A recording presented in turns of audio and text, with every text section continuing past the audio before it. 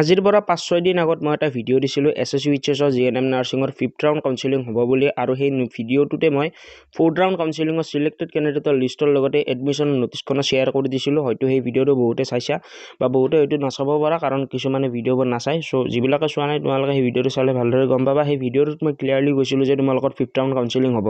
so আজি কিছু সময় পূৰ্বে ফাইনেলি তোমালোকৰ SSUHS GNM নাৰ্ছিঙৰ 5th round counselling বা 4th ৰাউণ্ড কাউন্সেলিঙৰ নোটিছখন অফিচিয়েলি ৰিলিজ কৰিছে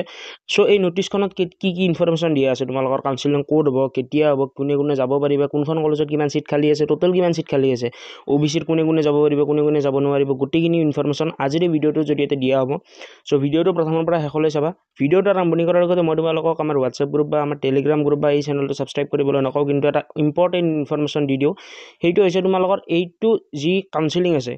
বা এই যি 5th ৰাউণ্ড কাউন্সেলিং বা 4th ৰাউণ্ড কাউন্সেলিং হ'ব এই কাউন্সেলিঙৰ পিছত কিন্তু তোমালোকৰ নেক্সট ৰাউণ্ড বা 6th ৰাউণ্ড কাউন্সেলিং কন্ডাক্ট কৰোৱা নহয় ফৰ এক্সাম্পল ধৰি লোৱা তোমালোকৰ 5th ৰাউণ্ড কাউন্সেলিঙৰ টোটাল ধৰি লোৱা যে সিট কেপাসিটি 40টা খালি আছে যদি ধৰি লোৱা 5th ৰাউণ্ড কাউন্সেলিং হোৱাৰ পিছতো 20টা 10টা 5টা কিবা এটা সিট খালি থাকি যায় দেন তেতিয়াও কিন্তু তোমালোকৰ next 6th round counselling conduct কৰোৱা নহয় কাৰণ এই নোটিছখনত হেডলাইন বা আন্ডাৰলাইন কৰা আছে ভালদৰে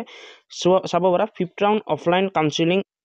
এণ্ড স্পট কাউন্সেলিং অৰ্থাৎ বস্তুটো ভালদৰে বুজি লোৱা স্পট কাউন্সেলিঙৰ পিছত বা স্পট এডমিশ্যনৰ পিছত তোমালোকৰ নেক্সট যদিহে কিবা কাৰণত 10টা বা 15টা বা 20টা সিট খালি থাকি যায় নেক্সট এতিয়াও কিন্তু অৰ্থাৎ সিট কেইটা ফিল আপ কৰিবৰ বাবে কাউন্সেলিং কন্ডাক্ট কৰোৱা নহয় সো এইটোৱে তোমালোকৰ বাবে লাষ্ট অপৰচুনিটি ইয়াৰ পিছত তোমালোকৰ আৰু কাউন্সেলিং কন্ডাক্ট কৰোৱা নহয় ইয়াৰ আগৰ যেটো ভিডিঅ' দিছিলোঁ সেই ভিডিঅ'টোত মই নিজে কৈছিলোঁ যে 5th ৰাউণ্ড কাউন্সেলিং হ'ব কিয় হ'ব সেইটো কৈছিলোঁ যে সিট কেপাসিটি অলৰেডি খালি আছে সো কাউন্সেলিং হ'ব কিন্তু ইয়াৰ পিছত মই তোমালোকক কৈছোঁ যে কাউন্সেলিং নহয় সো এইভাবে যিবিলাকে অৰ্থাৎ এই অপৰচুনিটিটো মিস কৰিবলৈ মন নাই যদি তোমালোকে এলিজিবল হয় ডেফিনেটলি তোমালোকে অৰ্থাৎ সিটটো পাবলৈ ট্ৰাই কৰিবা কাৰণ চোৱা এইটোৱে তোমালোকৰ লাষ্ট কাউন্সেলিং ইয়াৰ পিছত মই তোমালোকক নিজে কৈছোঁ হয়তো তোমালোকে মোক অৰ্থাৎ যি বুলি ভাবা যিবিলাক মোক আগৰ পৰা ফলো কৰি আহিছা মই তোমালোকক টাইম টু টাইম বিভিন্ন ধৰণৰ আপডেটবোৰ বা ইনফৰমেশ্যনবোৰ দি আহিছোঁ সো আজি মই তোমালোকক এইটো বস্তু কওঁ যে ইয়াৰ পিছত লাষ্ট আৰু নেক্সট কাউন্সেলিং হোৱাৰ প্ৰবেবিলিটি নাই বা নহয়ও কাৰণ ইয়াতে ক্লিয়াৰলি লিখিছে স্পট ৰাউণ্ড কাউন্সেলিঙত বাল্ক এডমিশ্যন হয় বাল্ক মানে সকলোৱে আই থিংক বুজি পাবা সো বহুখিনি অৰ্থাৎ ইয়াতে স্পট ৰাউণ্ড কাউন্সেলিঙৰ এটা বস্তু কি থাকে যে তোমালোকৰ মিনিমাম ৰেংকটো মেনশ্যন নকৰে মিনিমাম ৰেংক মানে যে ৰেংক 1 পৰা ৰেংক 200 ৰেংক 1 টো মেনশ্যন নকৰে ডাইৰেক্টলি আপ টু 200 বুলি মেনশ্যন কৰি দিয়ে সো এইটো তোমালোকৰ বাবে ভাল হয় বা বাল্ক অপৰচুনিটি হয় যিবিলাকৰ অৰ্থাৎ ৰেংক কম থাকে বা তোমালোকে ভাল কেটেগৰীৰ পৰা বিলং কৰা দেন তেতিয়াও তোমালোকে সিটটো পাবলৈ সক্ষম হ'বা সো এইখিনি আছিল যদিও তোমালোকে এতিয়ালৈ ভিডিঅ'টো ভালদৰে চাই আছা বা বুজি পাইছা সো তোমালোকে ভিডিঅ'টো চোৱাৰ লগতে এই ভিডিঅ'টোত এটা লাইক কৰি দিবা আৰু নিজৰ বন্ধু বান্ধৱী বা ভাইটি ভণ্টিসকলৰ লগত ডেফিনেটলি এই ভিডিঅ'টো শ্বেয়াৰ কৰিবা যাতে এই ভিডিঅ'টোৰ জৰিয়তে তেওঁলোকো উপকৃত হয় বা যিবিলাক তোমালোকৰ বন্ধু বান্ধৱী বা ভাইটি ভণ্টিয়ে মেডিকেল কোৰ্সৰ প্ৰতি ইন্টাৰেষ্ট আছে বা তেওঁলোকে ইচ্ছা কৰে যে 1% হলে মই মেডিকেলত যাবৰ মন আছে পেৰামেডিকেল বা বেলেগ কোৰ্সত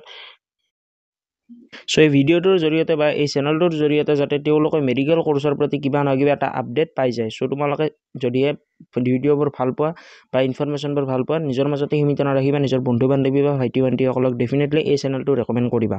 সো পোনপ্ৰথমতে ইয়াতে চাই ল'ব পাৰা এডুকেশ্যনেল নোটিছ ইয়াতে প্ৰথমে এটা লাইন দিয়া আছে 5th round offline counseling and spot admission into vacant GNM seat for first year GNM training course in the government GNM training schools under Director of Health Service Assam for the season 2022 and 2023 so এই যেটো অৰ্থাৎ 5th round বা spot round counselling হ'ব এইটো তোমালোকৰ 2022 and 2023 সেশনৰ বাবে হয় আৰু এইটো লাষ্ট অপৰচুনিটি হয় ইয়াৰ পিছত যদিও কোনোবা অৰ্থাৎ ভাবা যে মই GNM নাৰ্ছিং কোৰ্সত এন্ট্ৰেন্স এক্সামিনেশ্যন দিছিলোঁ আৰু মই নেক্সট কাউন্সেলিঙত এপিয়াৰ হ'ম সেইটো পসিবল নহয় কাৰণ এইটো লাষ্ট কাউন্সেলিং হয় সো ইয়াতে ক্লিয়াৰলি লিখা আছে স্পট ৰাউণ্ড কাউন্সেলিং আৰু স্পট ৰাউণ্ড কাউন্সেলিঙৰ পিছত নেক্সট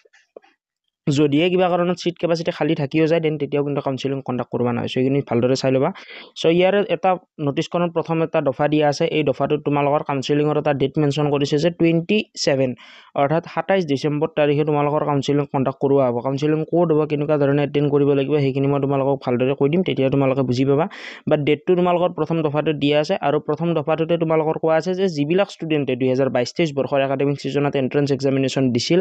তেওঁলোকে অনলি এই কাউন্সেলিঙত এপিয়াৰ হ'ব পাৰিব কাৰণ বহুতে ভাবি থাকে বা বহুতে এই কাউন্সেলিঙৰ বস্তুখিনি নাজানে সো তেওঁলোকে উদ্দেশ্য এটা মই 2023 পাস আউট কৰিছো HS এক্সামিনেশ্যন আৰু মই এন্ট্ৰেন্স এক্সামিনেশ্যন দিয়া নাই মই পাৰিম নেকি সো তোমালোকে নোৱাৰিবা যিবিলাকে এন্ট্ৰেন্স এক্সাম দিছা তোমালোকে পাৰিবা 2022 and 2023 সেশনত সো ইয়াৰ পিছত নেক্সট আহিছে যে তোমালোকৰ কি ডকুমেন্টছ দিব লাগিব সো সবা ডকুমেন্টছ সো চাবা ডকুমেণ্টছটো সকলোৰে বাবে বেলেগ বেলেগ হয় অৰ্থাৎ যিবিলাকে EWS কেটেগৰীৰ পৰা বিলং কৰা তোমালোকক EWS চাৰ্টিফিকেট লাগিব এইটো মই কিয় ক'লো যে সকলোৰে বেলেগ বেলেগ হয় কাৰণ চাবা কাউন্সেলিঙত বহুখিনি ষ্টুডেণ্ট যায় 100 200 300 400 500 মানলৈকে কেতিয়াবা ষ্টুডেণ্ট গুচি যায় একেবাৰে লাষ্ট বা একেবাৰে শেষৰ দিন সো তেতিয়া কি হয় বহুখিনি ষ্টুডেণ্ট বেলেগ বেলেগ কেটেগৰীৰ পৰা বিলং কৰে কোনোবাই চাহ জনগোষ্ঠীৰ পৰা কোনোবাই বেলেগ SC ST OBC MOBC এনেকুৱা কেটেগৰীৰ পৰা বিলং কৰে ফৰ এক্সাম্পল কোনোবা এজন ষ্টুডেণ্টে যদি কয় যে মই এইখন ডকুমেণ্টছ আনিছোঁ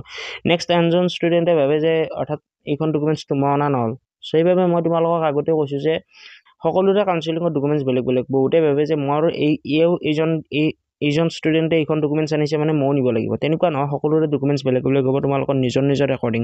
বহুতে কি কৰে PWBD কেটেগৰীৰ পৰা চাৰ্টিফিকেটখন নিয়াৰ পিছত তাতে কয় যে মই PWBD কেটেগৰীৰ পৰা আহিছোঁ কিন্তু সকলোৱেতো PWBD কেটেগৰীৰ পৰা বিলং নকৰে যোনে বিলং কৰে তেওঁ নিব লাগিব তেওঁক দেখি আৰু 10জনে কয় যে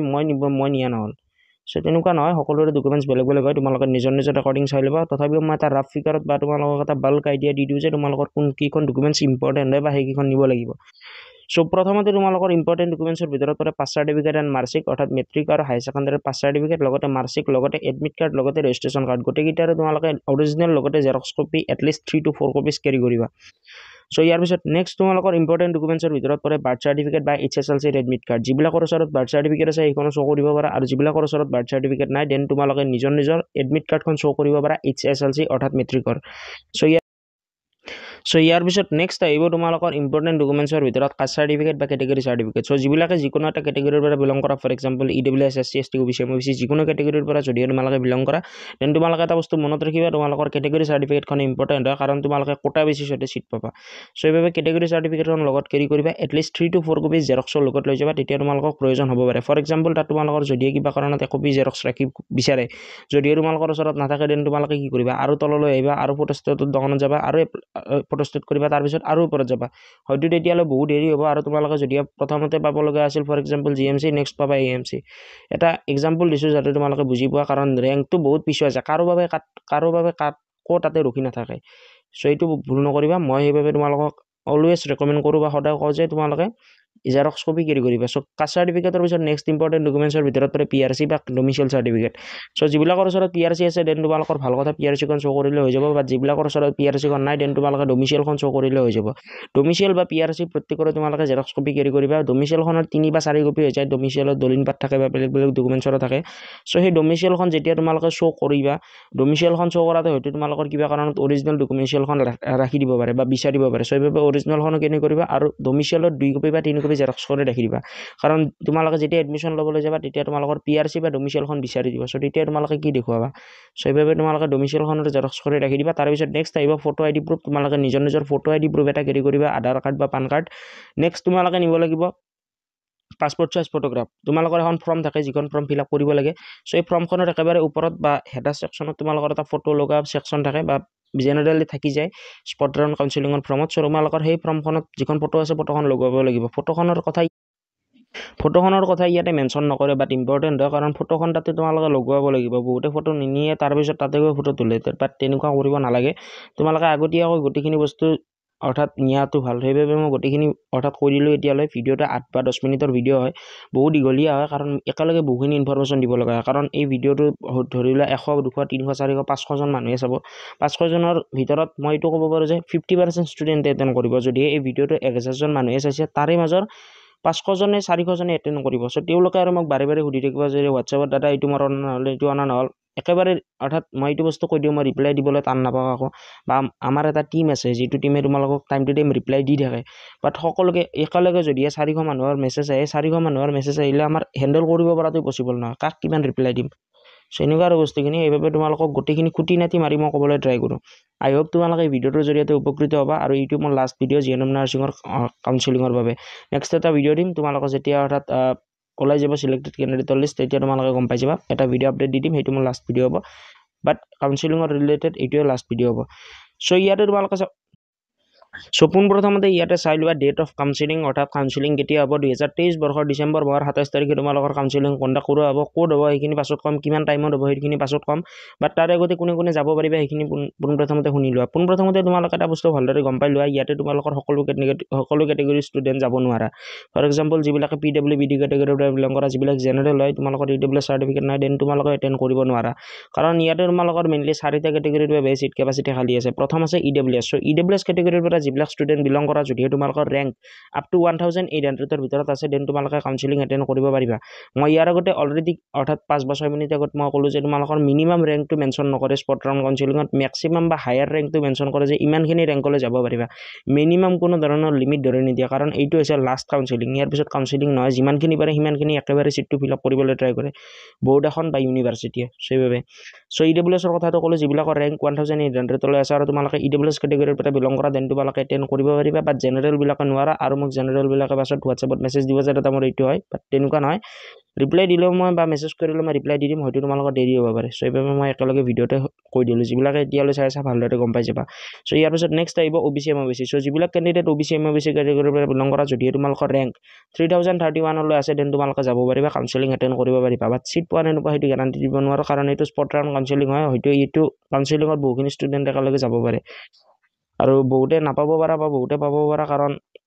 ডিপেণ্ড কৰিব ষ্টুডেণ্ট কিমান যায় মই এইটো ৰিয়েলিটি কৈছোঁ কাৰণ বহুতে ফ্ৰী আহিব লগা হয় কাৰণ চিট খালী নাথাকে স্পট ৰাউণ্ড কাউন্সিলিঙত সো ইয়াৰ পিছত নেক্সট আহিব 3 নম্বৰতে SC কেটেগৰী সো যিবিলাক কেণ্ডিডেট SC কেটেগৰীৰ পৰা বিলং কৰা যদিহে তোমালোকৰ ৰেংক আপ টু 3712 ভিতৰত আছা দেন তোমালোকে কাউন্সিলিং এটেণ্ড কৰিব পাৰিবা যিবিলাক SC কেটেগৰীৰ হয় তাৰ পিছত নেক্সট আহিব ST হিলছ সবা ST দুটা কেটেগৰী থাকে এটা থাকে ST P অৰ্থাৎ ST প্লেন আৰু এটা থাকে ST হিলছ যেটো ST H বুলি কোৱা হয় সো ST H ৰ সিট কেপাচিটি খালী আছে ST প্লেনৰ সিট কেপাচিটি খালী নাই সো যিবিলাক কেণ্ডিডেট ST হিলছ কেটেগৰীৰ পৰা বিলং কৰা আৰু তোমালোকৰ ৰেংক আপ টু 3762 লৈ আছে তেন তোমালোকে কাউন্সিলিং এটেণ্ড কৰিব পাৰিবা সো এইখিনি আছিল ৰেংক নিৰ্ধাৰণ কৰা কোনটো কেটেগৰীৰ বাবে কিমান ৰেংকলৈ কোনদিনা যাব পাৰিবা বা গোটেইখিনি ইনফৰমেশ্যন মই কৰিলোঁ সো ইয়াৰ পিছত নেক্সট আহিব টোটেল কিমান সিট কেপাচিটি খালী আছে সো একৰ্ডিং টু দিছ তোমালোকে ক'ব পাৰা যে নটিফিকেশ্যন তো তোমালোকৰ টোটেল সিট কেপাচিটি খালী আছে 43 অৰ্থাৎ 43টা সো 43টা সিট কেপাচিটিৰ ভিতৰত তোমালোকৰ প্ৰথম কোনকেইখন কলেজত আছে মই সেইটোও কৈ দিওঁ একেলগে বাট টোটেল মনত ৰাখিবা 43টা সিট কেপাচিটি খালী আছে সো ইয়াৰে প্ৰথম যিখন আছে হাইলাকান্দি GNM ট্ৰেইনিং স্কুল তাতে তোমালোকৰ 7টা সিট কেপাচিটি খালী আছে তাৰে পিছত কৰিমগঞ্জত আছে 27টা সিট কেপাচিটি খালী ডিমা হাছাওত আছে 7টা গোৱালপাৰাত আছে এটা কোকৰাঝাৰত আছে এটা আৰু তোমালোকৰ EWS ৰ বাবে টোটাল 16টা সিট খালী আছে OBC MOBC ৰ বাবে 20টা আছে SC ৰ বাবে 3টা আছে ST হিলছৰ বাবে 4টা আছে বহুত সিট কেপাচিটি খালী আছে এইটো লাষ্ট অপৰচুনিটি হয় যিবিলাকে সিট পঢ়িবলৈ ইচ্ছা কৰা GNM নাৰ্ছিং কম খৰচত দেন তোমালোকে এটেণ্ড নকৰাকৈ নাথাকিবা মাষ্টলি অৰ্থাৎ তোমালোকে এটেণ্ড কৰা মইতো তোমালোকক পাৰ্সোনালি ৰেকমেণ্ড কৰোঁ বা তোমালোকে যিবিলাক মোৰ অৰ্থাৎ ভিউৱাৰ্ছ হয় মই বিচাৰোঁ তোমালোকে GNM নাৰ্ছিং কৰা কাৰণ ভাল অপৰচুনিটি হয় বহুত কম খৰচত কৰিব পাৰিবা 50-60 হাজাৰ টকাত হৈ যাব বাট প্ৰাইভেটত কৰিব যোৱা 7-8 লাখ টকা গুচি যাব 10 লাখ টকা লৈ যায় ভাল কলেজত সো এইভাবে কম খৰচতে পঢ়িব পাৰিবা যদি পঢ়িবলৈ মন আছে দেন কাউন্সিলিং এটেণ্ড কৰা দেন তোমালোকে অৰ্থাৎ সিট পাবলৈ সক্ষম হ'বা বহুত সিট খালী আছে EWS ৰ 16টা OBC MOBC 20টা আছে 20টা সিট মানে বহুত বেছি হয় গভৰ্ণমেণ্টত সো ইয়াৰ পিছত নেক্সট ইয়াতে তোমালোকৰ কাউন্সিলিঙৰ অৰ্থাৎ ৰিপৰ্টিং টাইম মেনশ্যন কৰিছে যে কাউন্সিলিং তোমালোকৰ 9:30 অৰ্থাৎ 9:30 পৰা ষ্টাৰ্ট হ'ব মই ৰেকমেণ্ড কৰোঁ 9টা মান বজাতে যাই পাব কাৰণ তাত তোমালোকৰ হয়তো কিবা ফৰ্ম পাতি ফিল আপ কৰিব লাগিব পাৰে সো এইভাবে সোনকালে যাবলৈ ট্ৰাই কৰিবা সো নেক্সট আহিব কাউন্সিলিং ক'ত হ'ব সো কাউন্সিলিং হ'ব তোমালোকৰ কনফাৰেন্স হল ক'ত হ'ব কনফাৰেন্স হল ক'ত আছে এইটো কৈ দিওঁ এড্ৰেছটো ভালদৰে মনত ৰাখিবা ডাইৰেক্টৰ অফ হেল্থ সাৰ্ভিস অৰ্থাৎ DHS অফিচত হ'ব আসাম হেংৰাবাৰী যেটো হেংৰাবাৰী আছে তোমালোকৰ গুৱাহাটীত হেংৰাবাৰী সকলোৱে জানা চাগে এইটো গুগলত চালে গম পাই যাবা সো হেংৰাবাৰীত এটা DHS অফিচ আছে ডাইৰেক্টৰ অফ হেল্থ সাৰ্ভিস তাতে তোমালোকৰ এটা কনফাৰেন্স হল আছে কনফাৰেন্স হলতে তোমালোকৰ একেলগে কাউন্সিলিংটো হ'ব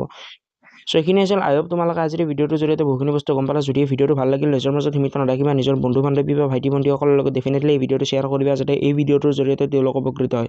সো আজিলৈ মানে জয় আই অসম